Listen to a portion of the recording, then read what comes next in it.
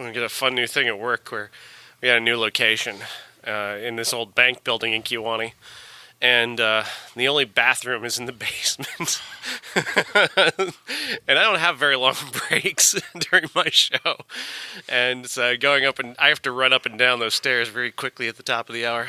Oh, jeez. You just wear dark pants. Sounds like Hidden Figures.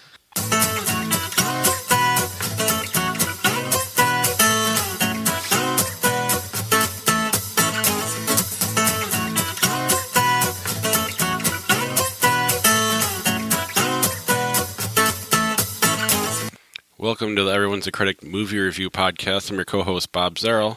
What would you do if you had $1 million? I'll tell you what I'd do, man.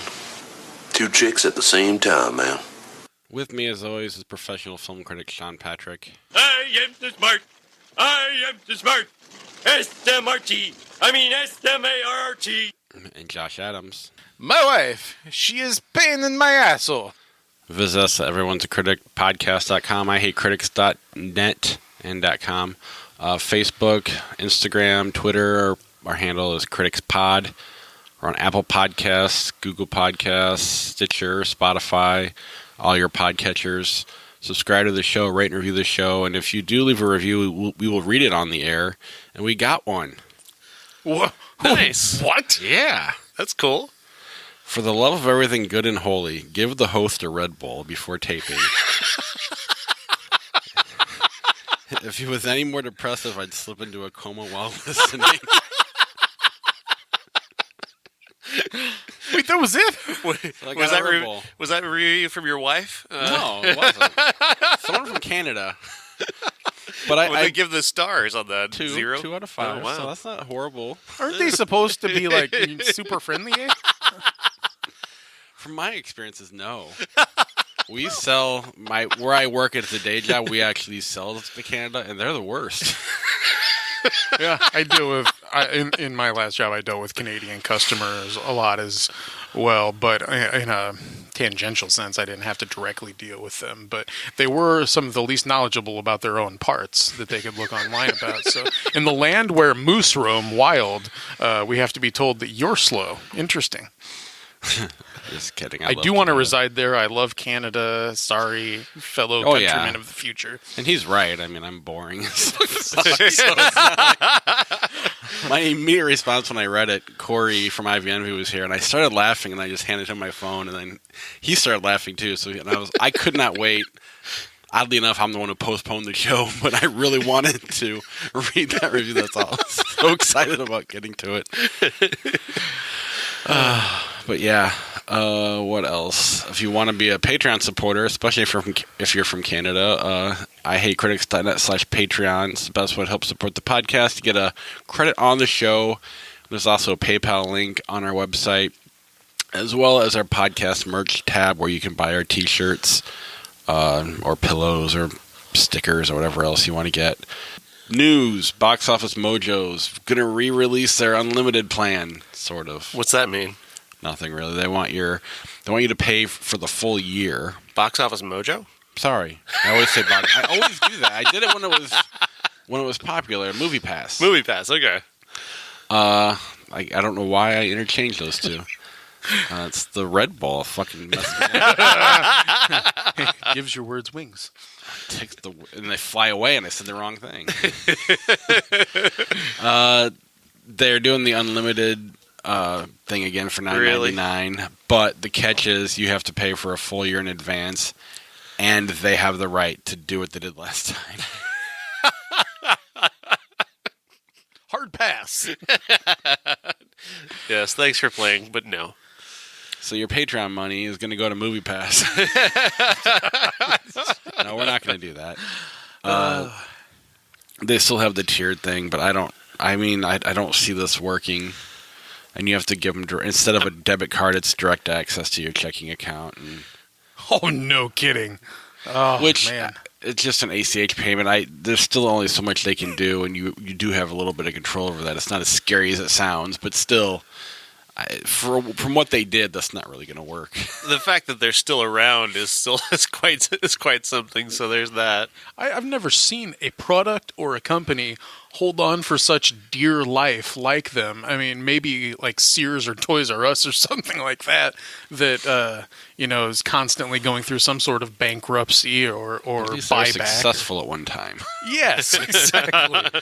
I keep wondering when the shoe's gonna drop. They're gonna be revealed as like that Theranin, like that awful medical group that was ripping people off with this terrible product that didn't actually exist. You're going to have to really narrow that down with the medical people ripping people off. But I understand.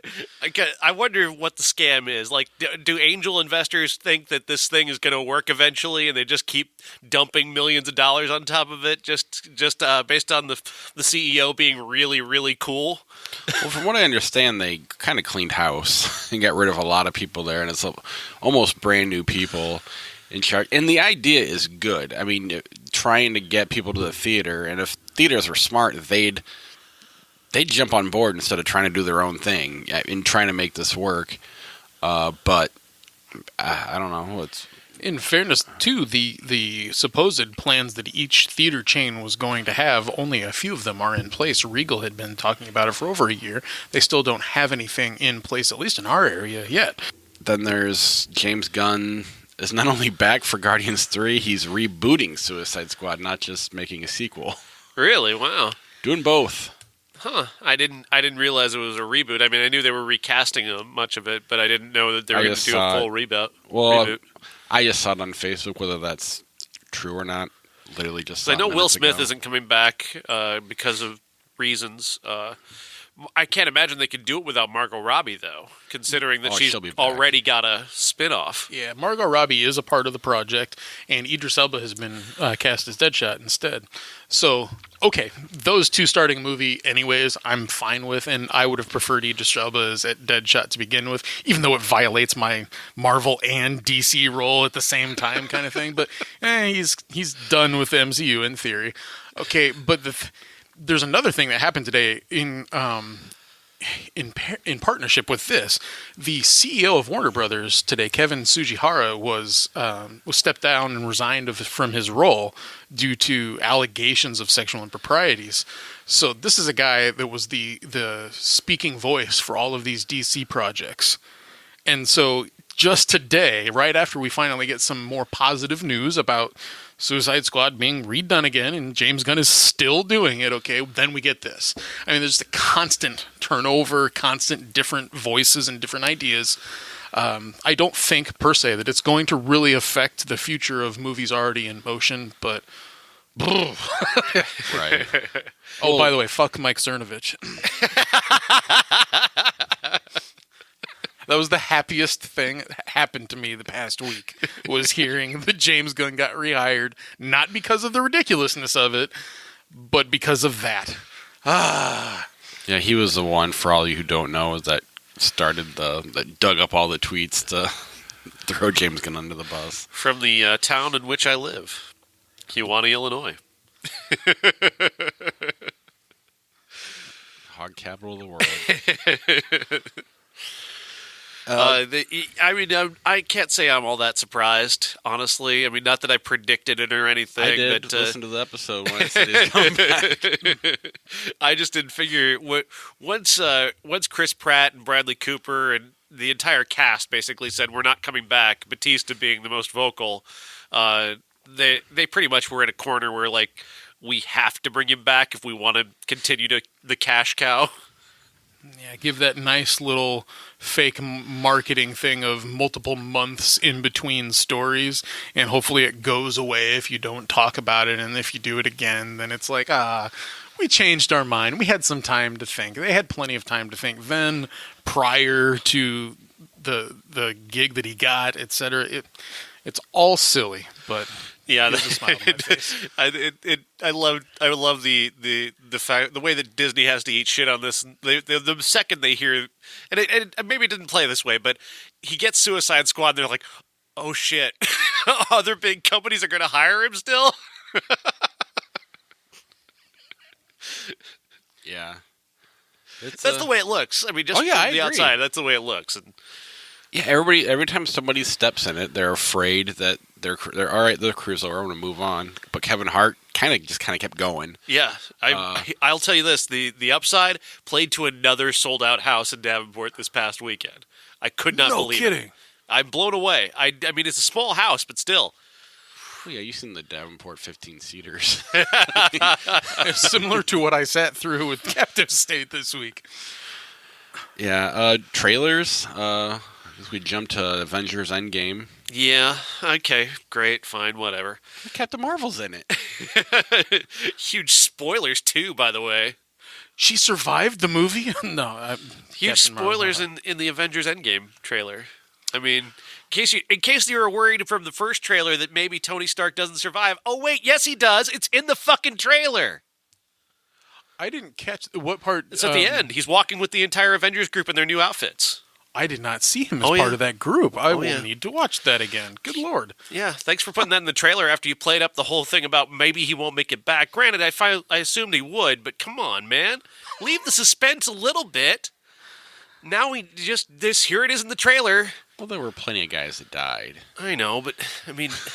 it's more of a spoiler alert. I'm annoyed that they put it in the first trailer, like making it a big plot point that he's trapped in space and they don't know how he's going to get back. And then they put it in the second trailer. Oh, there he is. He made it back. Well, okay. I just want the movie needs to get here now. I mean, we've been waiting for this forever. I'm glad that they dropped the trailer because it was a nice little surprise last week. But it didn't do anything for me additionally, except we did see more of Hawkeye. That makes me very happy. I like his outfit. I like his haircut. I like the look on his face. Hopefully this is our moment for Hawkeye to shine. I mean, people have been making fun of that haircut, though, a lot. Like, really? Your kids turn to dust and you get that haircut? If I had that much hair, I might cut it like that, you know?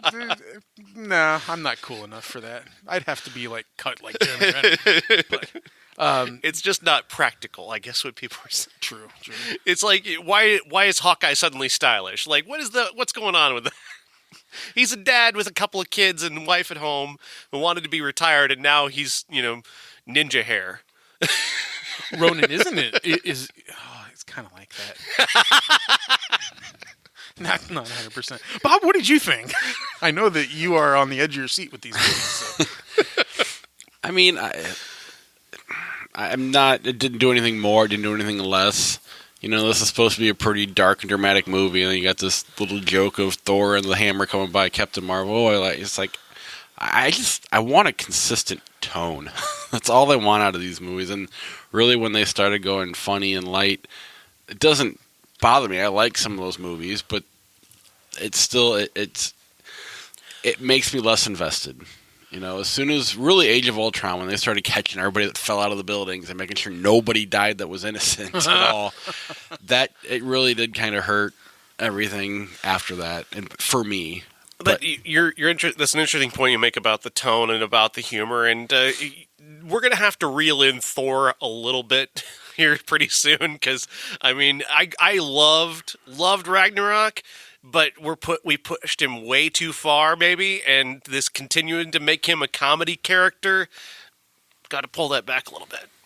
I like Ragnarok as a standalone movie. When you put it in the universe, I hate it. To me, that's really when it started to shift. I know Guardians was already there, but they were their own entity. That just was like you're mixing Iron Man and Guardians and making Thor, Chris Pratt meets Robert Downey Jr. and it worked in the movie, but it doesn't work in the universe for me. And now I think everybody else is starting to see it. Again, I was ahead of the curve. When Endgame comes out on Blu-ray and we have... Energetic enough for you, Canada? Hey, we have a full-on smile from Bob. You can't see it, but it's really there. Once Endgame comes out on Blu-ray and we have the opportunity to watch everything up until that point, as I understand, it's going to be called the Infinity era or something like that. They've labeled all of this the Infinity era. I kind of want to go through all of them again and kind of in a row and see what doesn't fit. give like a really hard criticism of everything and see like finally the order that it should be instead of relying on my 1-time or 2-time memories of it. You want to do this before Endgame or after? After. As soon when Endgame gets on Blu-ray. There's no, I can't do that. Josh will not be on the podcast for the next 3 weeks or 4 weeks or whatever it is. That would be kind of. I'd be honest. I'd be somewhat interested in that to an extent. I don't know. But at the same time, I don't know that I care to watch Doctor Strange at all. I haven't seen it yet. I think that's the only one I haven't seen, as far as I know. And then Good Boys. I actually missed this trailer, so. Whoops. So did I. Unless I saw it and I don't remember it. It's a Seth Rogen movie. Okay. Who is the kid from Room? Jacob Tremblay. And like an NC-17 kids swearing right and left type movie.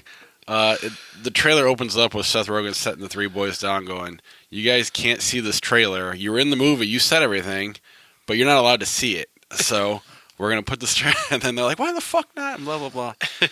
And it's super bad for grade schoolers. Wow. So who can't see it in theory? I'm sorry, I didn't see this one, but it looks kind of interesting.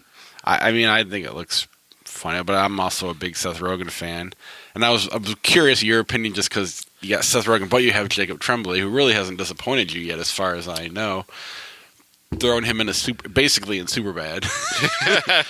I'm curious I don't know. But yeah, you'll have to watch the trailer sometime. Kind of reminds me of Bad Words, the Jason Bateman movie from a few years ago, but kicked up a notch because it's kids. Yeah. But I mean, they're going through like high school, whatever, however old they are. Maybe it's junior high at this point. He's been around a couple of years, and kids grow fast. But whatever that age group is, kind of going through a day is a lot like Superbad in terms of the style. Then again, after knowing what some things have been said to my son that I've seen, they pretty much probably do that anyways. Oh, yeah. They definitely do it. Speaking of funny, you guys know the whole Momo thing, right? Oh, yeah. Sure. I was at Corey's house over the weekend, and he has an Apple TV, and he can control it from his phone, and somehow he just popped the search up and just started typing Momo says hi, and all the kids came running downstairs crying. Almost immediately regretted it. After he stopped laughing. I laughed from the get-go. His wife wasn't as... I mean, it was pretty funny.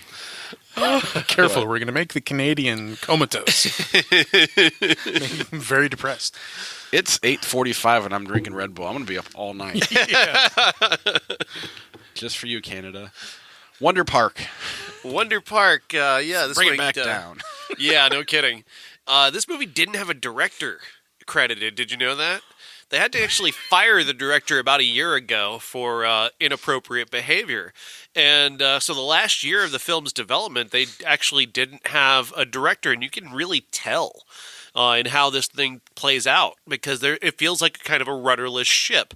The idea here is basically taking elements of Inside Out and other movies about kids' emotional growth and putting it inside this theory of a theme park. So basically this little girl, June, she has this theme park that she's invented in her head with her mom, played by Jennifer Garner. And the mom will whisper a thing into the monkey's ear, and the monkey creates it in her imagination, and blah, blah, blah. Turns out that later on, after mom gets pretty cancer and disappears from the movie, the kid actually discovers that the theme park is real in the forest, and because she stopped playing with it when mom went away with cancer, the theme park has become dilapidated and overrun by zombies, and her friends who are in her imagination, her stuffed animals, are real, and they're having to kind of try and save the park, and she's got to try and get her imagination going again so she can herself save the park.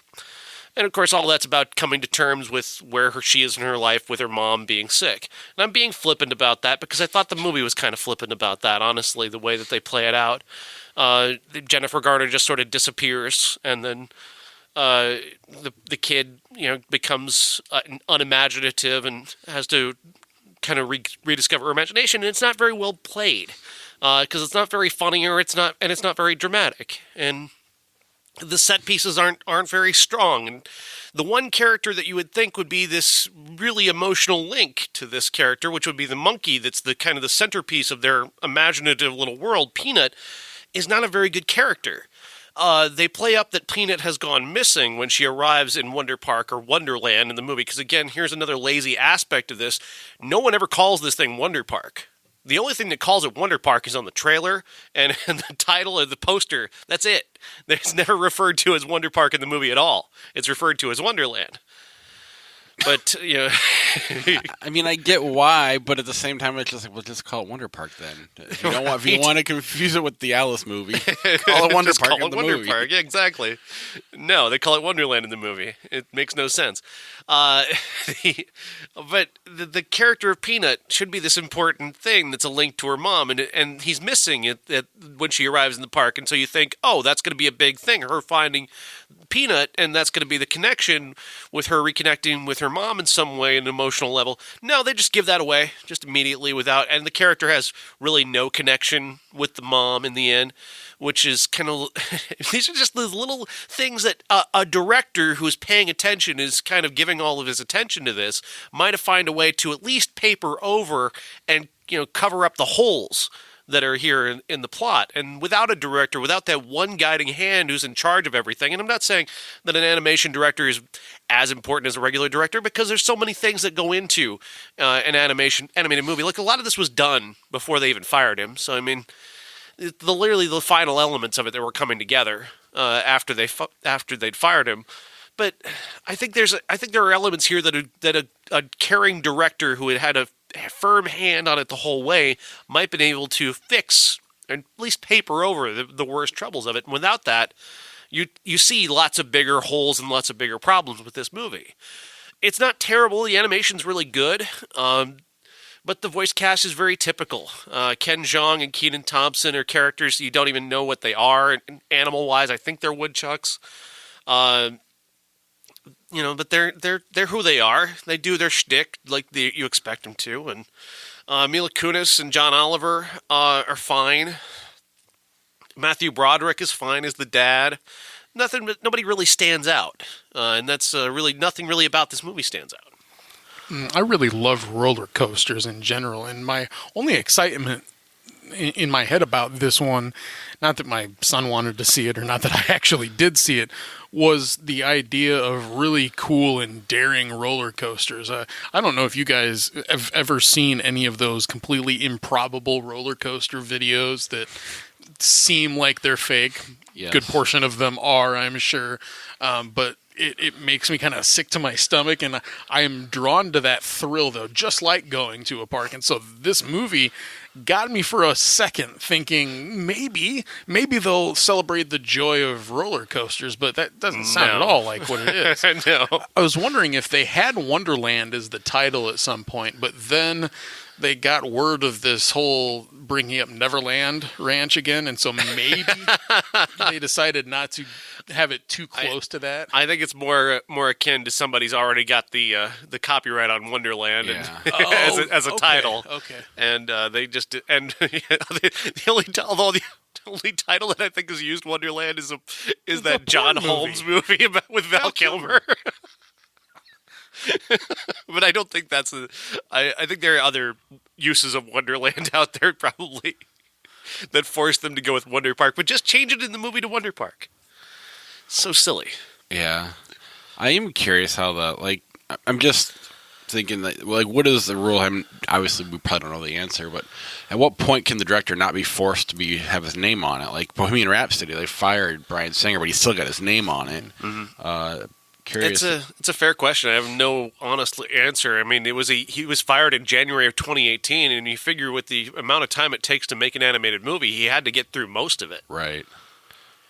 Yeah, gosh, did it have actual Alan Smithy as a director? No, it's credit. There's No, literally IMDb's no nothing. director credited. Yeah. That is very interesting as to how they could get away with that. I'm almost interested in finding out the rules for the Directors Guild and as it applies, what is literally like the point in time when it crosses over and you must give credit. Do you know who the guy's name is? I did. I wrote about it in my review, but I don't have it in my head. 5 Feet Apart. 5 Feet Apart. This is a story of kids with cystic fibrosis, which is, I guess, a relatively new topic for a movie at the very least. I don't know if we've seen cystic fibrosis portrayed in a movie, and it's done by a director who is familiar with the subject. He directed a documentary that was about patients near the end of their lives, and one of the patients was a CF patient. So he does take good care to be careful about how he portrays the disease, and that I certainly can appreciate. Other than that, there's not much to appreciate here.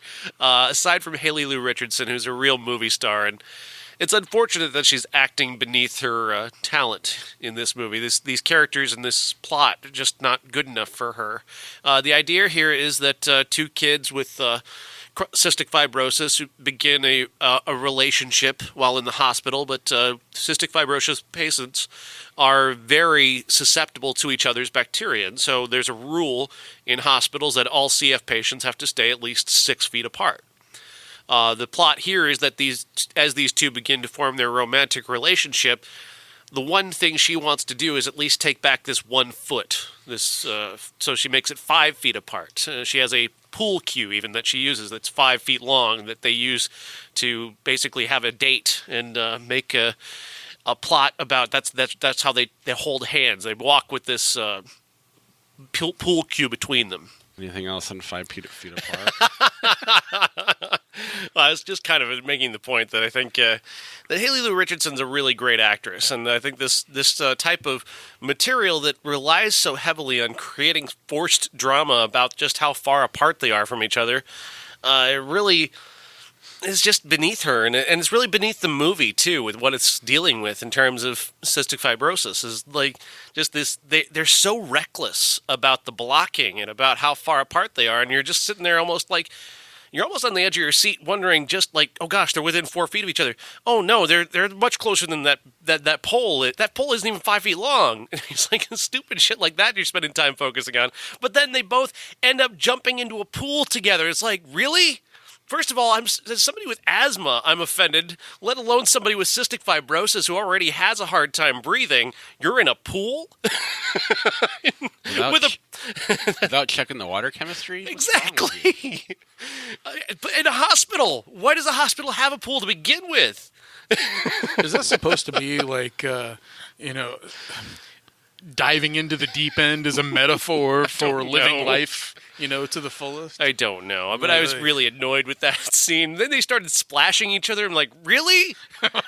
First of all, he has a version of CF that you can't even get a lung transplant with. So it's the most dangerous form. Like, he is about to die. And then she's got the chance to at least get 5 more years with her lung transplant, and she's risking it with this guy. There's a lot of elements of this that just don't work. Aside from Haley Richardson, who's a really amazing actress, Cole Sprouse is kind of forgettable to me. I kept honestly mixing him up. I thought he was Timothée Chalamet's brother or something. Like, he looks like him, but he's not nearly the actor or the presence that he is. Got a hell of a name, though. Got a movie star name. Cole Sprouse? His brother's even better. Dylan Sprouse. They're Sprouse twins. does kind of. They were the twins on Full House, weren't they? Friends. They played Ben. Oh, okay. David Schwimmer's kid. Is that why he's named Ben? No. Also not because of Ben Kenobi. Which I had not thought of that until she was 6 months pregnant, and then I had to defend myself. No, it's not because of Ben Kenobi, but it works. But Haley Lou Richardson, you really want to enjoy what incredible talent she is. You have to see Columbus with her and John Cho. That movie is incredible. It's one of the most underseen movies of the last 3 years. I think it's absolutely an utter masterpiece, directed by a first-time director named Kogonada, who really has just for a first-time director, he has an amazing grasp of film language. And my favorite thing I've ever written, I wrote about this movie. So I urge you to see Columbus, and that would be the thing, or support The Girls for that matter, which just came out last year, which she was a minor part of, but she was really great in. Captive State. Captive State is directed by Rupert Wyatt, who directed Rise of the Planet of the Apes, which is a really good movie, and he's a really talented director. The story here is that aliens have invaded Earth and taken over for the most part. Most governments across the world have given up, and many of the most elite and leaders of the world, the rich of the world, are cooperating with them and leaving behind the rest of the world to die, essentially. And the rest of the world is there's little pockets of freedom fighters here and there who are fighting back. And one of those freedom fighter pockets is in this area of Chicago where the story is set. The younger brother of a freedom fighter, Gabriel, is looking for a way to get out of this Chicago neighborhood. He wants to try and figure out a way to get out and get away to this mythical zone that might be free of the aliens and of the legislators, who are the people who are cooperating with the aliens. But he's got to get a thing to a guy in order to get another thing to get him out.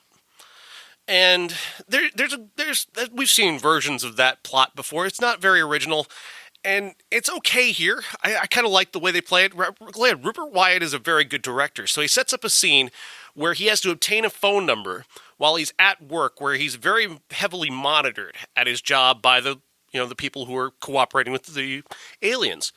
And he's got to figure out a way to get this phone number that's written on the inside of a cigarette out of the building without getting caught. And we see, as he's doing that, another person who's trying to sneak something out get caught and taken away. And we see it underlines the danger that he's in doing this. And I love the precarious way he's got the cigarette behind his ear, trying to pretend that it's nothing, just a cigarette. And I like there's a really great tension to that series of scenes that is really well edited and put together. And there's a lot of that in this movie that's very well edited and put together. The biggest issue that I had with this movie is in the casting. These faces of these characters who become so important, and this is an ensemble cast. Gabriel is kind of the lead, but for the most part it's an ensemble cast because he disappears for much of the second act. You're left with a lot of characters who you're looking at going, wait, him? That's the one I'm following? Is it that one? Is it that guy? You don't know their names. These people have names that I wrote in my review. I don't remember these people. I can barely remember their face. And that's not to say that they're bad actors. It's just they don't have that innate quality. And I actually wrote about your guy, Ben Mendelsohn, in my review. One thing you can say about Ben Mendelsohn is that you may not recognize the name Ben Mendelsohn when you hear it, but when he's on camera, the camera you don't have to go looking for him. The camera goes to look for him. It's drawn to him. And the same goes for guys like Harry Dean Stanton or Ned Beatty, these character actors whose faces, Margot Martindale's another one. You're drawn to them. The camera is drawn to them. They have an innate quality that takes you to them and automatically gives you this familiarity and comfort with them that you don't get with characters you don't recognize, actors who don't have that kind of presence and that kind of identifiability. And you need that when you're telling a story like this that is kind of kinetic and very fast-paced. If you can't grab onto those faces with your eyes, you're going to lose track of what's going on. And there's a big set piece involving 4 actors who are basically the entirety of the second act in this very important thing that they're doing. And you can't keep track of any of these people. I mean, you're lucky if you can figure out which one is Kevin J. O'Connor, who's maybe the best known of these, maybe the most recognizable face. And even he's kind of hard to keep track of when you're watching this. And that's really unfortunate. It's really a shame that the casting really lets this movie down. John Goodman is the biggest name actor in the movie, and his part is predictable and rather perfunctory. Vera Farmiga is the other well-known name, and she's barely in the movie. And that's really unfortunate as well, because she's kind of got some of the most intriguing stuff in the entire movie, and they barely use her. she's got my favorite line in the movie where she just repeats this kind of old slogan about never trust a what is it, A Greek bearing gifts. Yeah, that's a really great line, and it sets up something that's very important later on in the movie, and I dug that. There's a lot of good things about this movie, but it's just not quite good enough because it doesn't have that identifiability that you would get from a better cast and a more recognizable cast, ones that really you have that automatic identifiability with, that you really jump in and know. Like, if I saw Ben Mendelsohn in those scenes, I would know that's Ben Mendelsohn, and I know to follow him, and he's the guy we're with. These people, I kept losing them in the crowd. This is very typical of a film released at this particular time of year, maybe even February or January, where you have something of a high concept that's going to be edited well, but you can tell that all of the money is spent on backdrops and demolition and explosions and the few special effects that we do see, which the aliens themselves are barely on screen, and I guess that's where they put their money, but you've got a cast that, as you said, very unrecognizable and very unmemorable for that matter. I believe that the lead, Gabriel, is the teenage version in Moonlight of the main character, if I'm not mistaken. But that's the thing, I'm not sure because I can't put myself with him. And we need to care about him. We need to care about his family in this movie. This is one of the more out-of-place films that I've seen in a long time. It exists almost like between a couple of movies that we don't get to see. It's somebody else brought that up too. Of all things, I think Geek Tyrant mentioned it's a sequel to a film we haven't seen. I'm like, okay, actually, they've got it because that's how I felt. I didn't see what came before this, which is more interesting, and I didn't see what came after this film, which is also already more interesting. The end of the film doesn't give me any sort of payoff whatsoever. I'm not always needing that, but I've spent 2 hours with this cast and with this idea.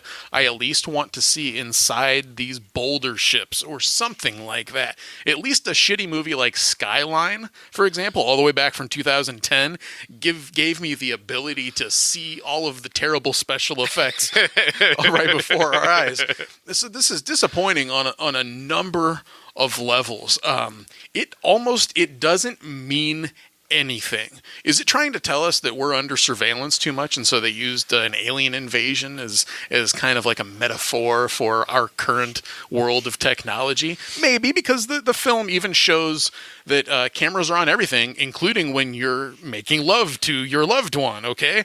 But so many things are left out, and we're meant to believe that they're important that don't come back. Gabriel's girlfriend, what does she matter to the plot? Not at all. And that actress is from Ready Player One. She is a recognizable face. They don't use her. This big thing that happens in the middle of the film, what does it actually do? I mean, they keep saying it's the match that gets striked and lights the fire. And I'm like, oh, so that's kind of like what they said in The Last Jedi. You know, it's been used before. The Road talked about a flame, lasting forever and keeping the flame going. I guess of all of the disappointing things that I can see, I kind of champion this in my head as being like a smaller scale, maybe smarter alien invasion film. And I'm always up for some kind of apocalypse on film because I want to see what a director feels about humans and what they're going to do. And in this situation, he really just wants to show a heist spy type movie against the background of aliens. It's like if District 9 were really boring. Well, I think District 9 is pretty boring, but depending on your point of view, from a certain point of view, Sean. But Captive State is unfortunately one of the most boring things I've seen in a long time as a result. There are some smart things that just don't mean anything. It's a thriller without thrills. It's got tension with no purpose. It reminded me a lot of there was a TV show on TNT with Noah Wiley not all that long ago that was pretty popular. The name of it escapes me.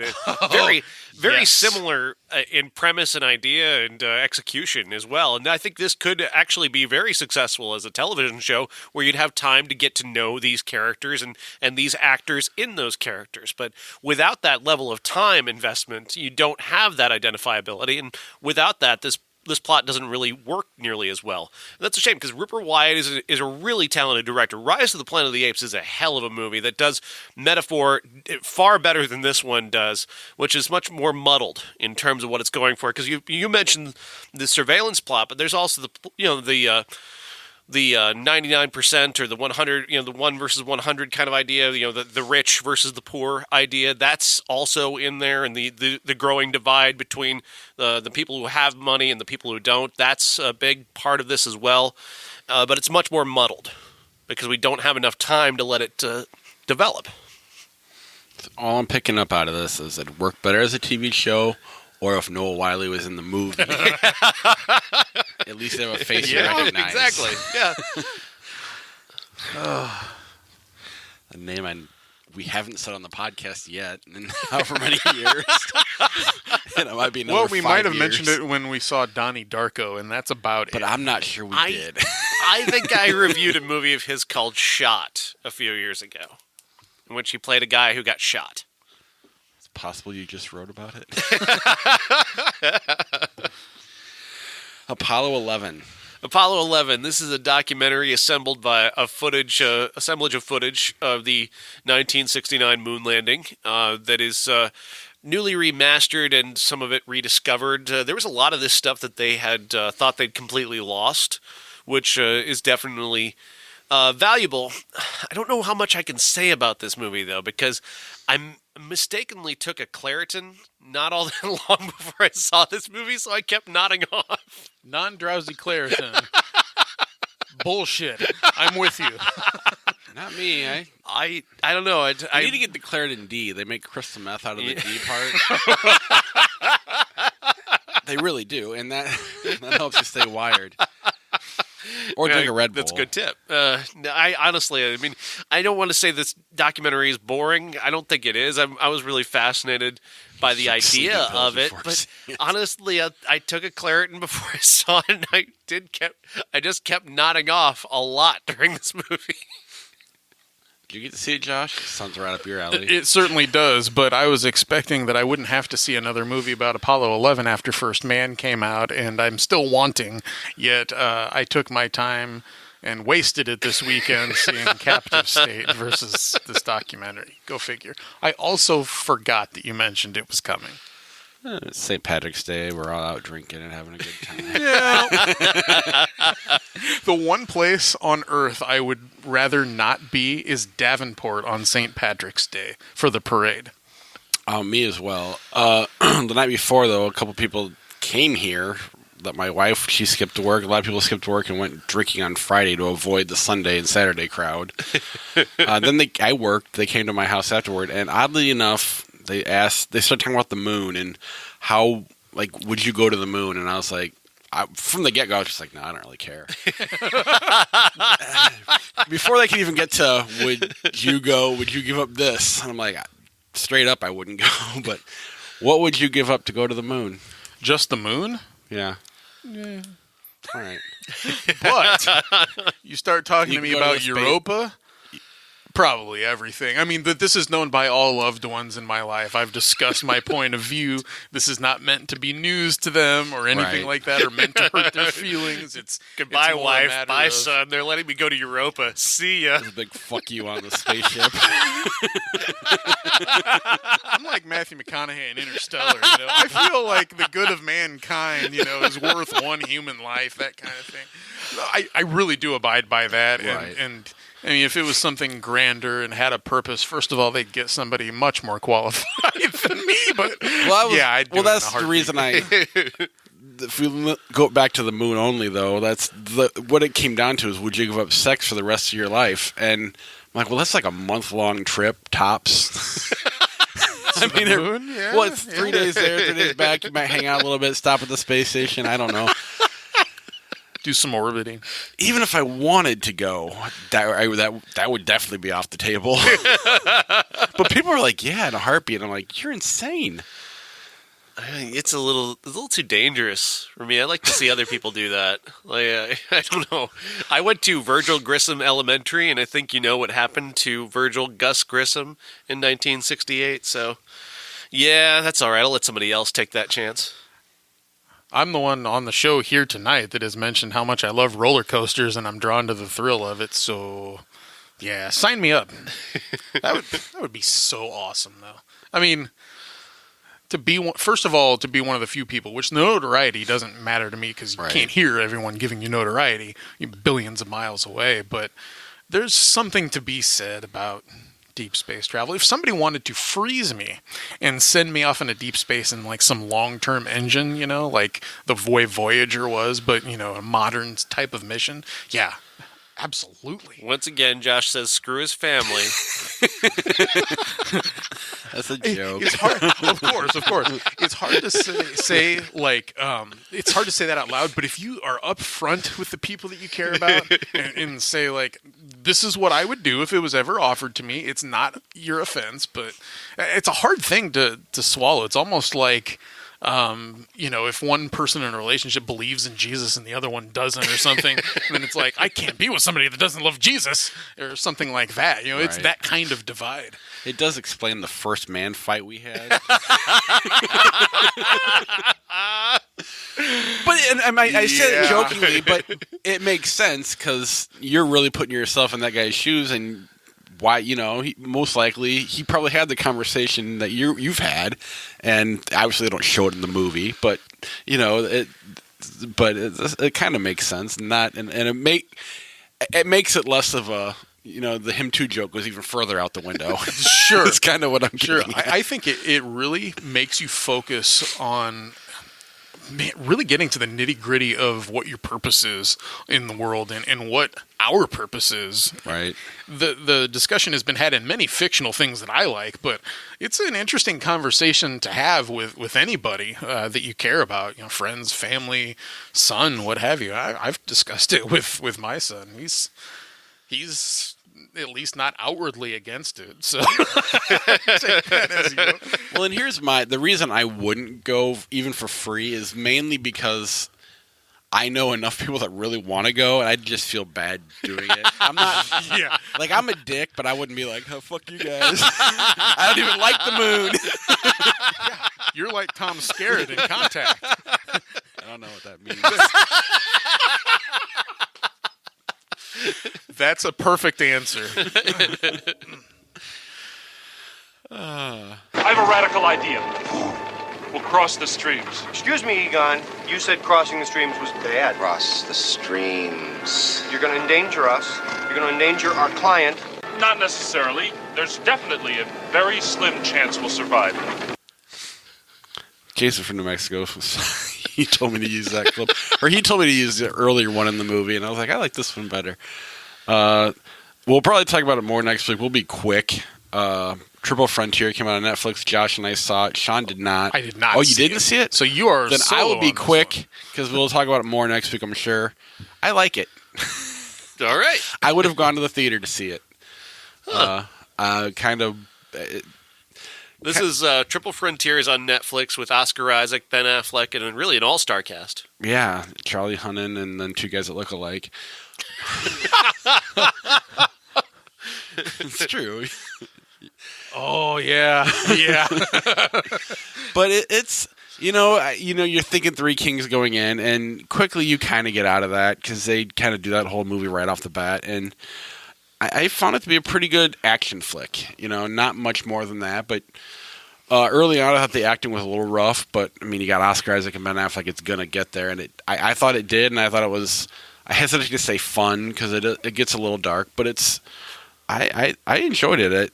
I would have seen it in the theater. I probably would have gone this week to see that movie in the theater. So we'll talk about Netflix. We'll talk about it more next week. Ladies and gentlemen, this is the main event for the linear, legitimate, and universally recognized, undisputed classic. I really just wanted to play the sound clip for the Cross the Streams. Bringing Out the Dead. Yeah, Bringing Out the Dead. I referenced before we started that I made a mistake this weekend, and I'm assuming you thought it was the Claritin, and actually it was a mistake related to watching this movie, because I'm a huge fan of Bringing Out the Dead. I have been since it came out back in '99, And the mistake I made was this week I thought, okay, I'm going to be a real film scholar this time. I sat down on Saturday morning and decided I'm going to do scene by scene and really just dig in to all the themes. And this was a massive mistake. Because really, this movie, I should have just sat and watched it. I might have enjoyed it. Instead, I didn't enjoy it nearly as much as I used to, because I was watching it scene by scene and writing everything down that I was thinking, and I hit upon all these things that I don't like about it.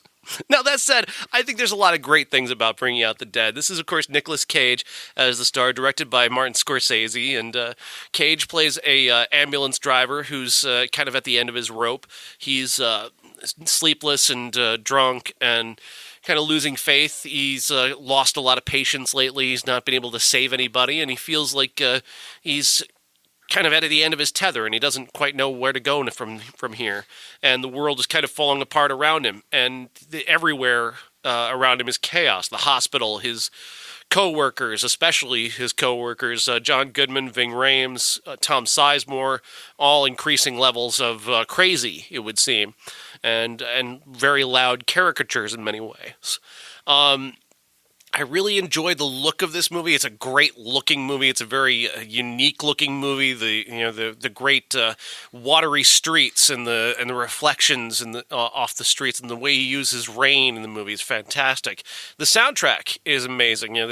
Although I was, again, the thing that threw me off right away is that this movie is set in the early 90s. It's the first thing that you see in the movie, and then that plays absolutely no role in the rest of the movie. He didn't need to tell us that in any way, because then the movie right immediately leans into Van Morrison's TB Sheets is the song that you hear at the very start of the movie, and it's kind of plays as sort of the main theme of this movie. It'll come back a number of times throughout, and that song's about a guy essentially who's trapped in a room with a woman with TB and kind of desperately looking for a breath of fresh air. And that's reflective of Nicolas Cage. He's in a room, he's essentially trapped inside his own head, desperate for some fresh air. He's getting away from his own guilt that's kind of clouding everything that he does. So that song is great, but that song came out in '68. And, you just told me that your movie is set in the '90s, and then immediately the soundtrack follows that up with The Who and Bellboy, and that follows up with Johnny Thunders' "You Can't Wrap Your Arms Around a Memory," which is another early '70s song, and suddenly you're throwing off this idea that this is set in the very early '90s. Why did you tell me that? What role does that play? So immediately my mind starts to wander all through all these questions. And then the thing that really hit me hard this time as I'm going through this and really kind of doing a deep dive is this character of Rose that is referenced throughout the movie. It's not just a couple times, it's constant. It's this constant thing, this reference to this ghost of this girl that he wasn't able to save. And it grows tiresome eventually, and I was really surprised by that because it resonated with me the first time, and it didn't resonate with me so much this time. The other aspects worked, like Cliff Curtis is still really fantastic. This is one of the best performances of his career, playing this very oily drug dealer who kind of takes in the Arquette, what's her name? Patricia Arquette character. She's kind of a recovering drug addict named Mary, another one of those Catholic references, and her innocence is going to be tested by possibly going back to this life before she became virginal. And he's really fantastic. And then his death scene is amazing. That is a phenomenal Scorsese scene. Amazing thing. And there are aspects, like I said, that are really great. And then there are other things that I was just really nagging at me. The Rose thing really nagged at me. There are other elements of it. The comedy, the dark comedy, kind of gets tiresome after a little while. Especially with Mary Beth Hurt. See, thank you. You're doing the same thing as I did a couple weeks ago. Mary Beth Hurt. She is this character who's this nurse she's the intake nurse at the hospital, and they do the same bit with her over and over again about her saying, "Well, you're a drunk and you fell down and busted your head. Why do you think I should help you?" They do that same bit. "Well, you're a drug dealer who's been, putting poison in your veins. Why do you think we should help you?" Now, over and over again, they do that bit. and it's fine. It's not bad. I just kind of grew. It's like, okay, I get it. The thing about this is a good aspect, though, to return just briefly to the conversation about Captive State. One thing about Scorsese is with his side characters are amazing. The side characters in the hospital, every one of them has a color to them. Even if you don't know their names, their faces draw you. Ada Turturro has a very small role as Nurse Krupp, but she is fantastic. She's charismatic. She draws you in. She has unique qualities. There's just a security guard whose whole thing is wearing sunglasses inside, but that character is indelible. You remember him throughout the entire movie. Nestor Serrano as Dr. Hazmat is another. He's a guy who's kind of there for a little bit of exposition, but at the same time he's very colorful. He talks really fast, and he's really compelling, and that's a great thing. And Mary Beth Hurt again, a colorful character, memorable qualities. The same goes for Ving Rhames and Tom Sizemore. But those are all, of course, recognizable faces, those two guys. But just the color that he gives each of those characters, and he gives them a little something to do and a little something to remember them by that I think a lot of directors fail to do. It's that level of detail that Scorsese has that a lot of directors don't. I don't love Bringing Out the Dead as much as I did when I saw it for the first time in '99 and saw it again a few years after that, but that's my own fault, I think. Josh? I saw this with a guy who's my best friend who was about to go to EMT school at the time, and we both loved it. And the thing is, 20 years does a lot for your film abilities, at least in theory. And what I liked about it this time are all of the side characters. The dark humor works for me. The performance by Mark Anthony, of all people, it took me to the end to realize, oh my gosh, that's Mark Anthony as Noel, an addicted man who is he just wants a cup of water. For Christ's sake, he just wants a cup of water. But he's dangerous, but also funny and sympathetic at the same time. That really works for me. Tom Sizemore's character is just bonkers. For whatever reason, he starts hitting his own ambulance with a baseball bat towards the end of the film. He can't kill his vehicle, is what he says. He can't kill the ambulance. It doesn't die on him. And so he's apparently just trying to beat it because it's not giving him what he wants. I don't know about the decisions on I these hear he was characters method made. acting. Well, that wouldn't surprise me at all because we know a little bit more about Tom Sizemore these days than we did then. But this is like a fever dream of a movie. I'll take the camera work in this one, not just the rain and the foggy imagery of the camera looking straight through the ambulance, but also the way that it zooms in, zooms out, goes fast, goes slow. It's like, for a moment, you're wondering if it's an unreliable narrator because of how much it diverts different paces throughout the film. What I don't like are the things that you said. The Rose scenes get very tiresome. Redemption is heavy in this one, obviously. The film ends redemptively. That's fine maybe once or twice, but I started to feel a little overkill with that one too. I started to feel a little overkill with the way that people treat each other in this movie, and then I remembered I'm not a New Yorker and I don't understand this thing, but so be it, okay? But most of all, it just seems like a Tier 2 Scorsese movie compared to, say, The Departed, even Goodfellas. I've got to give Goodfellas that credit. There's a gravitas in that film that doesn't exist here. And people might say The Departed is a Tier 2 Scorsese movie, but I kept telling myself, no, don't shoot yourself in the face on this one. It's our Scorsese movie, as you always say. But I did enjoy this movie, but definitely not as much as the first time. I sent a text to my friend. Now he's a firefighter in the local area, and he's got 15 years of EMT work and being a firefighter. I said, hey, I'm watching this movie. You remember watching it? It was almost 20 years ago now. He said, yeah, I can't watch that movie. and I can't blame him. So the idea of this movie being a fever dream for people in the healthcare industry, especially ER workers, oh, I feel for them so much. They're saints for the most part. So I get the angle, but it's not a great movie. I love when I'm ahead of the curve. I guess I liked it more, but at the same time, I'm with you guys. I think, we mentioned Cape Fear and, the King of Comedy, and then this one. This is a Paul Schrader written one. So now you got Taxi Driver and Raging Bull, and then this, and Last Temptation of Christ. This is the fourth best of the four of those. It's not bad. Scorsese doesn't really do bad. No. But it's just hard to compare it to those two. It's one of those that's kind of different than a normal Scorsese movie. He's not usually the dark humor guy. He's not, this is something more Tarantino would do or something like that. And he does it just fine. There's no plot. But at the same time, when you're driving an ambulance, there's no plot. You just it's all ER stuff. And so there's kind of a purpose for that. But it looks good. There's great acting in it. It's definitely watchable. It's just one of those where you're not...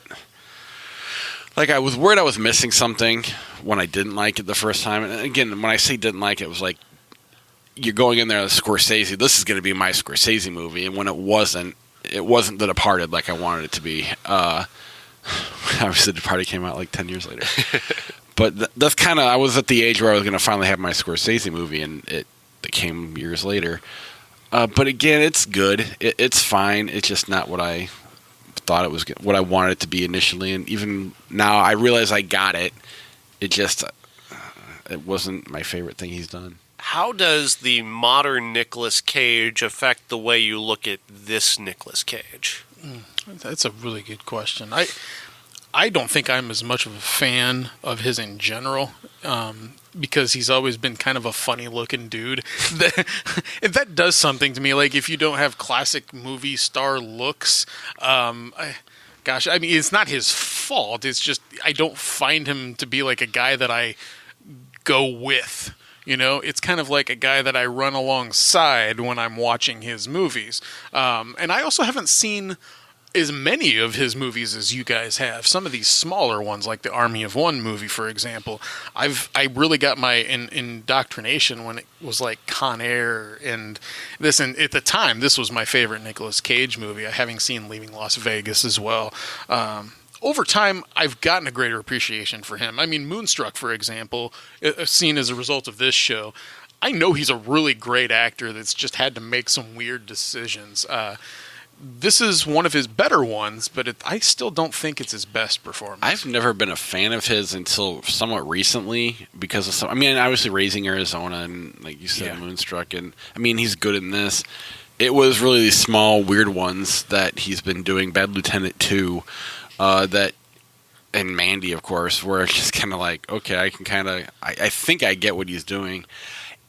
That said, it didn't affect my viewing of this at all. I was surprised because, especially Josh said, because I have been getting into the smaller Mom and Dad and the Army of One movies, maybe the crazy Nicolas Cage I'd be able to appreciate. And I didn't really think it was crazy Nicolas Cage. I think the character served a purpose. So. Yeah, it's a really actually relatively calm Nicolas Cage comparatively speaking. And I was kind of like, I was a little bit surprised. My memory had kind of pushed aside just how calm, like at times he's serene very early in the movie when they're walking out to their first the heart attack victim who opens the film. And they're bathed in that white heavenly light like angels. And he goes through that scene very calm and very serene. It isn't even it's almost like a major tonal shift when he's back in the ambulance by himself and he's doing the voiceover, and suddenly he becomes kind of manic. And then I was kind of almost put off by the shift in tone from him going to be very serene in the apartment and while he was doing the work on the patient to that sort of manic, I need a cup of coffee and I need some whiskey, guy. That was really surprising. It's still a very effective performance, I think, in the end, though. My favorite scene in the whole film is when they go to this goth club. Ving Rhames and Nicolas Cage go on a call for a guy that's passed out. but no one knows his name except his girlfriend of sorts, and so he goes by a name, I be bangin'. And Ving Rhames does like a seance type of thing, and they're playing this crowd, making him think they're going to revive him with the word of God, and it's really just the anti-narcotic medicine that Nicolas Cage is shooting into him. But when Ving Rhames says, "Come on, I be bangin'," I mean, that had me going. That is the ultimate like dad name for a guy in a goth club. Like, really? This is you're mixing up your cultures here, I think. Yeah. Maybe he was coming out with an album or something like that. That band was. Maybe they were like a goth fusion band. I just think maybe Paul Schrader and Martin Scorsese were too old to know what the difference between goth and gang culture. Possibly. Goth and gangster rap combined. Someday. It's already out there somewhere. I'm sure it is. They'll start burning down churches, I'm sure. Yeah, I mean, there are scenes that are, like Josh mentioned, I mean, especially when they're in the ambulance, I enjoy the interaction with, like, John Goodman and, you know, and Tom Sizemore and all. But then it's kind of, I don't want to say few and far between, but there is moments of a lull, especially when he's looking at the dead girl in his dreams. Yeah. And John Goodman just disappears. I mean, he's just gone. And there's no explanation for why he's just not there. And that was another weird part of this. And I get that they wanted to get into the Ving Rhames and the Tom Sizemore characters, and that was going to be kind of thematically crazier going on, but they also built this thing between Goodman and Cage where they weren't really friends. He really kind of enjoyed kind of tormenting Goodman's character in a way, and being kind of pushy towards him. And there was a spiky energy there that I was kind of enjoying, and then he's just gone and never comes back. And it makes sense later on when you finally get there, but yeah, it does. In the moment, it's kind of like, okay, now we're on to Ving Rhames. In the world of EMTs, you switch between partners often, and that part makes sense. This was adapted from a book, and so perhaps in the book, there's a slightly different way that the movie plays out to the point where maybe he is the unreliable narrator, and maybe it's the same partner the whole time, but it changes in the film. Now, that would have kind of worked for me, noting the insomniac alcoholic guy that Nicolas Cage was starting to become, that he can't quite keep personalities the same. That would have added to the mania of the film and would have been fine with me. That could have worked. I just think it was simply 3 different days, 2 different partners for the day, which they explain on day 2 to 3, but they do skip over from 1 to 2, which is weird. You'd think they'd do that with 1 to 2 and then not do it with 2 to 3, but whatever. It is what it is. And you almost need a plot to have an unreliable narrator, maybe. I don't know. But the movie works. It's hard when you have so many things to compare it to. Yeah. Unfairly, so that's kind of where I'm at. That's very true. Since this is Aunt Bethany's 80th Christmas, I think she should lead us in the saying of grace. What, dear? Grace! Grace! She passed away 30 years ago. 89. There's a film from last week that I completely omitted, and probably for a good reason. It's the 6th Police Academy movie, City Under Siege. I just realized this now. But I saw Police Academy 6 in the theater on accident. When I got to the theater, me and my friend were supposed to see Ghost Dad. Now, for whatever reason, we haven't come across Ghost Dad turning 30. I'm going to go ahead and skip it anyways. But what kind of nightmare universe were these two movies in the same theater at the same time? 1989, man. March of 89. All I remember is that my friend's mom took us to the theater. She told us what movie to see. She bought the tickets for us. She went to see something completely different. And we walk into Ghost Dad, and it's the last 5 minutes. We thought we were in a Twilight Zone situation. And us almost 10-year-olds had to figure out what we were going to do. So we decided to go sneak into Police Academy 6 instead. So we saw City Under Siege, and it sucked. It's dreadful. All of them are not good, okay? Right. But if you're going to put some nostalgia behind the first one for whatever reason, some good writers are at least involved in that movie, but Gutenberg's kind of charming. sure. But you don't have that in this one. He's not even there. No, there's not even the boyish hints of promises of TNA to really get you going, I suppose. It's a total lost You don't even have Bobcat Goldthwait in this one, do you? No. It's just like Bubba Smith and David Graff and Michael Winslow doing their shtick. Oh, God. And in a movie directed by a guy named Peter Boners, there's no boners involved. So the smaller films in this week to get through really quickly. Rooftops, starring Jason Gedrick, directed by Robert Wise. I didn't watch that one. It barely made any money. Also, Slaves of New York. It's directed by James Ivory. This is the guy we've come to before, like the typical masterpiece theater English director who's going to give you a slice of white bread and ask you to devour it. But he surprised the shit out of me one time when A Room with a View turned 30. That's one of the great experiences of this show for me. It's a wonderful film. Helena Bonham Carter's first film role, and it's masterfully directed. But I didn't really have much of an interest in seeing this. The stars being Bernadette Peters and Chris Sarandon didn't get me interested enough to want to see it. But anybody else? No? You don't have Ghost Dad on here at all. I know! And that memory... Were you protesting something? I mean, I would now. I don't want to... But come on, let's be honest. In 5 minutes of Ghost Dad, I got all that I needed for the rest of my life. I mean, it ends happily. I remember that. Looking through all these movies, I realized that I had a shot to see something in the theater, and I wasn't able to, so it was not... Because this is the first year I got to the theater. I don't know if it's Honey, I Shrunk the Kids or Batman, but Prancer... Well, maybe Prancer was later on, but I couldn't go because it was sold out every freaking theater time we tried to go see it. To see Ghost Dad? Prancer. Oh, Prancer. Okay. We'll get to that later on. I'll retell a story when Prancer comes out. Anyway, go ahead. Next one. We hated the first movie as a collective podcast, and the sequel I have seen portions of on like HBO and whatnot, but Fletch Lives. Nothing about Fletch makes me ever want to see another version of that in any way, shape, or form. I like Chevy Chase in small doses. Like, I don't mind a joke here and there. As a whole movie, I have a hard time. There's too many misses to enjoy the jokes. I don't know. You're not Groucho Marx, Chevy. It just doesn't work. You're not that quick. Ouch. He's not even Richard Marx. But Some 89 references? Okay.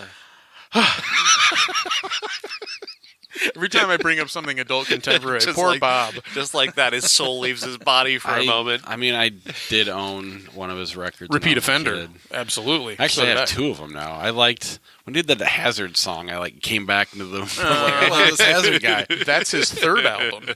I couldn't even tell you what that song sounds like anymore. Oh, I could sing it for you if you wanted me to right now, but no, I won't. I'm good. Okay. What was the first one? Was that with Shoulda Known Better and all? Shoulda Known Better, Endless Summer Nights. That's the one I had. Don't Mean Nothing. Didn't have the second one. Okay. Fuck that shit. This is my mom's wheelhouse here is Richard Marx. I've interviewed him before. Anyway, continue. Nice guy? Yeah. Cub fan. Oh, good. Oh, yeah. Hazard. The video for Hazard is he's got a Cubs jersey on in the video, if I'm not mistaken. Did he kill his girlfriend, or is she dead? Or It's something about that. I mean, I was a kid. It was a long time ago. Oh, my God. I can't believe you spent this much time on Richard Marx. Your fault. Anyway. The last one of the week that turned 30 is my first rated R film in the theater, Leviathan. I wasn't quite 10 years old yet, but I had already seen Alien and Aliens, and the way that my mom figured it, well, what's the harm in letting him see another film that kept screaming in the marketing an alien ripoff? And that's exactly what it is. It's the second of 3 underwater monster movies of 1989, Deep Star 6 being the first that we discussed. And if you're going to set the bar at Deep Star 6, Leviathan is fine. Okay? It is not nearly the horrific piece of garbage that one is. At least it has Ron Cobb designing the production and the monster involved. Richard Crenna and Peter Weller are fine actors. It beats Greg Evigan. Okay, we'll take that. And I mean, like Ernie Hudson is in this too. Hector Elizondo, Amanda Pays, who's an actress that I didn't hear of before and haven't heard of since this movie. It's directed by George P. Cosmatos of Tombstone fame, but it's son of Mandy fame. Yes, so it comes around on that too. Now, Leviathan is not a terrible movie, honestly, because if you just watch it with low expectations, it fills all of your particular needs, I suppose. It's got fine production value, honestly. It has a fine score to accompany that. It's got all of your typical things that happen, though. Okay, like I forgot to bitch about Captive State giving us the blow by in the first few minutes by giving us overlapping radio broadcasts, which I hate that shit. Leviathan has all your typical stuff. It's corporate espionage, and the company's the bad guys, and they're just the working stiffs that for some reason still call all of each other by their last names. I never will understand that. Or weird nicknames. Yes, like Six Pack in this movie is Daniel Stern. It's got something that even... Ice protector. Jeez. There's even like a face hugger type of creature in this thing. And the whole plot device of this is kind of interesting in that the film's called Leviathan because there was a Russian submarine that actually sunk a long time ago. This movie decides to say that people were being experimented on when they investigate this sub, then they've, contracted this deadly mutating virus, and mutation is the name of the game here. It's not an alien, okay? Believe it or not, it's not. So, like I said, it's okay. If your expectations are very low, the monster value is kind of high here. So I'll give it credit for that. Meg Foster, you guys know who she is, especially you from zombie film, Rob Zombie movies. Evelyn. The Lord, or the zombie movie. They Live. She's in They Live as well. And then Lords of Salem. That's right. She's naked in that. Okay. She's really some old. of the most captivating eyes you'll ever see. Especially for a brunette, that's kind of an odd combo there. And she's the corporate bad person here whose hair is slicked back and she's got shoulder pads riding up to her ears. And the best part of the whole movie is at the end when she's saying, I guess the hurricane blew away after all, blah, blah, blah. And then Peter Deller just decks her. I mean, and that's where the film ends. It's throwaway, but I did have some fun revisiting the first rated R theater film I ever saw. I really didn't enjoy this at all. I didn't really because Sean decided to watch it and analyze it shot by shot and scene by scene. Not quite. Daniel Stern is insufferable. I mean, just from moment one, I couldn't stand it. I couldn't stand listening to him talk. He just irritated the hell out of me, and even when his character is killed off, I didn't care, and it didn't make him any less irritating to me. No, honestly. He's still moving after he's dead, for crying out loud. This movie reminded me of, though, in terms of the special effects, was that movie we did as a classic last year with the giant orgy that melted together. Oh, yeah. Society. They did that in this movie where the characters essentially kind of melt into each other, where you just see like Richard Crenna's melted face as part of like a huge mass of skin. The whole idea is that, if I'm not mistaken, there's Ron Cobb who did the production design for this one, and there's a guy named Rob Bottin. I'm not sure that they worked together on this one, but Rob Bottin is the guy that did the special effects for The Thing, with all of the mutated parts and the spindly legs and everything. And you can see a lot of the influence of The Thing on the monster. It's just not done as well. It's less of a practical effect and more of a simple rubbery amalgam in this one. I just didn't care for it at all. I didn't buy into these characters, and I read afterwards. I read Janet Maslin's review in the New York Times, and she kind of hit upon something that really made me laugh. She just called it the survival of the prettiest, because they're really the prettiest characters are the ones who come out at the end. Yeah, and poor Ernie Hudson, like he drowns. At the end, he's on top of the surface, but drowns. That's the role of the noble black man in the '80s movie. He's got to sacrifice himself to save the cute white people. Yeah, and the cute woman who's No one did it better than Ernie Hudson. Yeah, he was able to sign up for this movie because they couldn't get Eddie Murphy. Oh, what? That's the joke for Ghostbusters, right? They wanted Eddie Murphy. They couldn't. They got Ernie Hudson. I feel bad for the man because I do like him. You know, he's got redeeming roles in like The Crow, but not in this one. That was not me joking about really. That was me joking that that's obvious nonsense. Oh, yeah. Of course. There were 2 other small movies, Rooftops and Slaves of New York. You mentioned those. Did you? Yeah, I was not paying attention. That is our show next week. Next week we have Us. Yes, we will be back. Yes. But Jordan Peele movie. He's also going to host this new Twilight Zone TV show. They're bringing it back, so we're going to do the Twilight Zone movie. It is currently on YouTube for $2.99 if you want to watch it with us, unless you own it.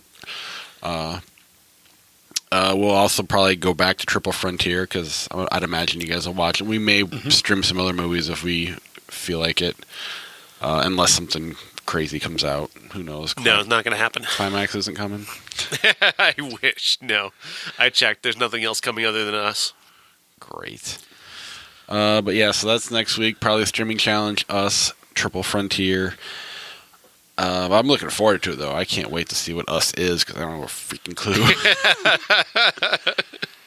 I do want to thank our Patreon supporters. We'll start with our key group level with Charlie Messing and the Hall of Famer Jason Bryant.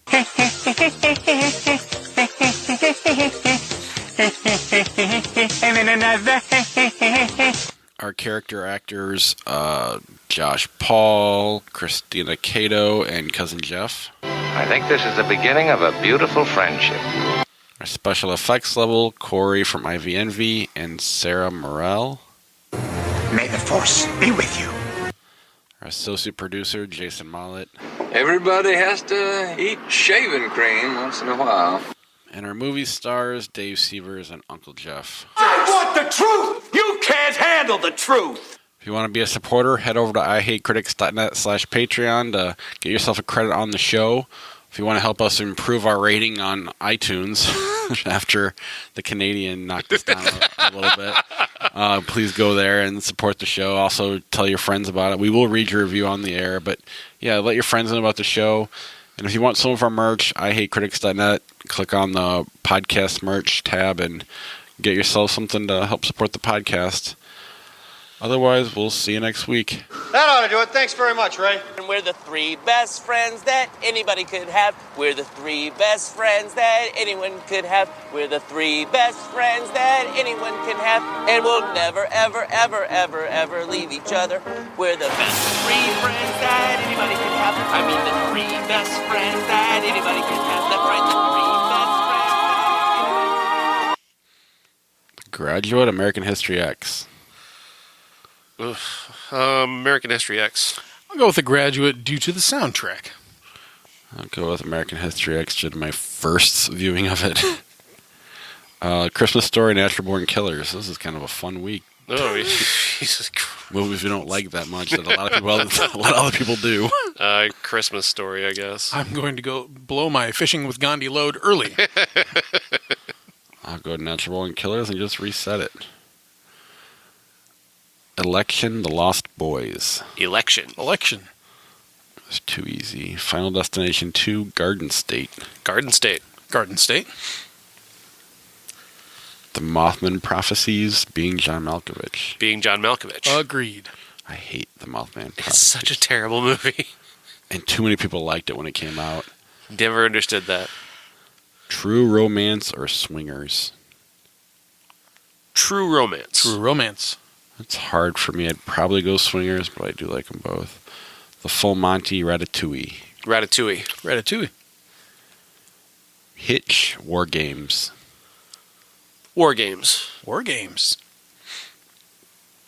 Aliens, The Flintstones. Aliens.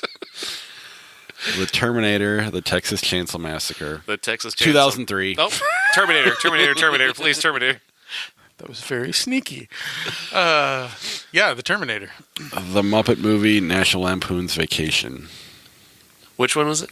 The 1979 Muppet Movie or Vacation, 1983. Muppet Movie. Muppet Movie. Yeah, probably. I do like Vacation. Drive, which I don't know if you've seen yet, have you? I haven't. Signs. Want to switch it to another one, or? Yeah, that way I don't have to... Well, it's Drive, I guess, but... I do like Signs. Galaxy Quest or Team America World Police? Galaxy Quest. Team America. Team America. Taxi Driver, Citizen Kane. Wow. I got to go Citizen Kane, but I mean, that's awesome. Yeah. I really do mean it when I say Citizen Kane. It's not a pretentious, like, I want to sound cool because of it. I really do love that movie. It's modern in its way. And well, yeah, and I mean, I just love the whole Rosebud idea. You know, I mean, it exists in other movies. I think Social Network has it. I even think Lords of Chaos has it in a certain weird way. Yeah. And I just love movies that have that, and that's the best of all of them. So, but, I mean, Taxi Driver was fantastic. Blade Runner, Richie Rich. Blade Runner. Blade Runner. Twilight New Moon, Batman 89. Batman 89. You haven't seen the Twilight films? Josh can't vote. Full Metal Jacket, Back to the Future. Full Metal Jacket. Back to the Future. Jesus Christ, that's hard. It is hard. I mean, I'd watch Back to the Future first, even though I think Full Metal Jacket's better. I'm going Back to the Future. Lucky Number 11, Final Destination. Lucky Number 11. Agreed. Slightly underrated movie. Yep. Rocky Balboa, Sky Captain, and the World of Tomorrow. Rocky Balboa. Sky Captain's a piece of garbage. Hot, that movie? flaming garbage.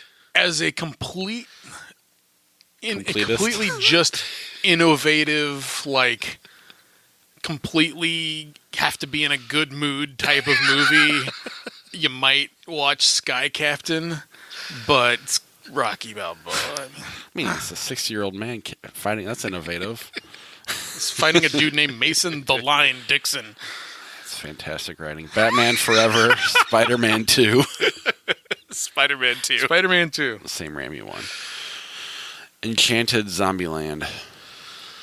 Huh, that's a little harder than you might think, honestly, because Enchanted is actually really clever. I'll go Zombieland, but it's close for me. I haven't seen Enchanted, but I do like Zombieland. So I'm going Zombieland, but Enchanted's kind of my serendipity, if you will. That's high praise, man. I didn't mean it that way. See, the thing about Enchanted is other people liked it, like critics and stuff too. I know that. I mean, I don't want to put like I remember like something like The Hangover. I don't want to put something like that kind of hype on it and then have you go see it and be like, what the fuck? Anything that is recommended to me, I'm always considering. But, you know, when you say serendipity, that does put me on a particular level. Your serendipity. The one that pretty much nobody else likes, but like people just like you. You know, or it's an unpopular opinion to say. Okay, maybe I don't really know the buzzer on Enchanted. Maybe I'm wrong. It's not the type of movie that you're supposed to like. Right. Yeah, and I wasn't supposed to like Serendipity. It was another romantic comedy and a string of them that I'd been dragged to with the promise of free popcorn. And this one was the first film post September 11th as well. It hit me perfectly. Like Satan's not in it.